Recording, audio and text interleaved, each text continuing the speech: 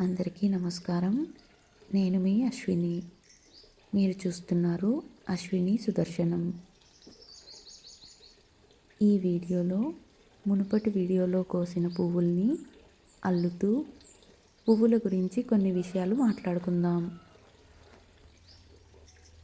పువ్వులు ప్రకృతి మనకు ఇచ్చిన అతి సున్నితమైన బహుమతి.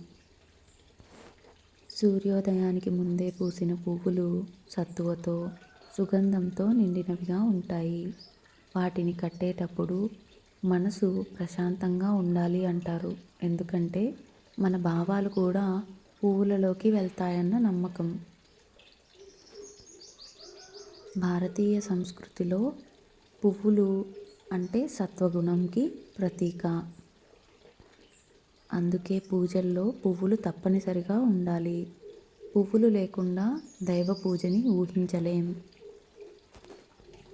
అన్ని పువ్వుల్ని కోయడం, అల్లడం ఇదంతా ఎంత టైం వేస్ట్ పని అని చాలామంది అనుకుంటూ ఉంటారు. నిజానికి ఇందులో శాస్త్రీయ కోణం ఏమిటంటే మల్లె, రోజా, చామంతి ఇలాంటి సుగంధభరితమైన పువ్వులలో న్యాచురల్ అరోమా కాంపౌండ్స్ ఉంటాయి. ఇవి స్ట్రెస్ హార్మోన్ అయిన కార్టిసోల్ని తగ్గిస్తాయి. అందుకే పువ్వుల వాసన మనసుని శాంతపరుస్తుంది, నిద్రని మెరుగుపరుస్తుంది. మన పెద్దలు శాస్త్రాన్ని చదవలేదు, శాస్త్రంతోనే జీవించారు. పెళ్ళిళ్ళలోనూ, పూజలలోనూ, పండుగల రోజు పువ్వుల్ని అలంకరిస్తాం కదా. సౌమ్యతకి, అలంకారానికి, ఒక పాజిటివ్ ఎనర్జీకి ఆహ్వానం పలికినట్లే. స్త్రీలకి పువ్వులకి తాత్విక అనుబంధం ఉంది తెలుసా.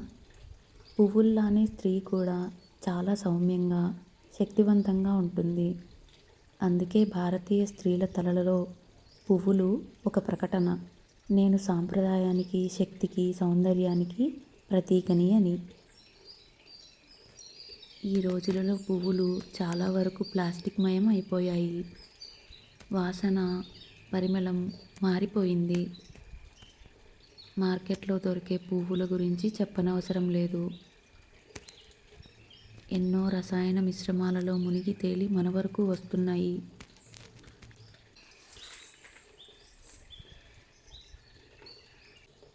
ఇకపోతే అసలు పువ్వులు ఎందుకు పెట్టుకోవాలి అని వితండవాదం చేసే వాళ్ళు కూడా ఉంటారు. తల సహస్రార చక్రం ఉన్న చోటు. మన యోగశాస్త్రం ప్రకారం తలపై శక్తి కేంద్రం ఉంటుంది. అక్కడ పువ్వులు పెట్టుకుంటే ప్రకృతి శక్తి మన శరీరంలోకి ప్రవహిస్తుందని పెద్దల విశ్వాసం. అందుకే స్త్రీల తలలో పువ్వులు ఒక అలంకారం కాదు, ఒక శక్తి కవచం. మనసుని ప్రశాంతంగా ఉంచడానికి ఉపయోగపడే ఒక సాధనం లాంటిది. బయట దొరికే పువ్వుల పరిమళం కొంత అసహజంగా ఉన్నా మన సాంప్రదాయం మాత్రం అసలైన సుగంధమే కావాలి. పువ్వులని కట్టుకొని పెట్టుకుందాం, మన సాంప్రదాయాన్ని నిలబెట్టుకుందాం. మరో మంచి వీడియోతో మళ్ళీ కలుద్దాం. అంతవరకు సెలవు. నమస్కారం.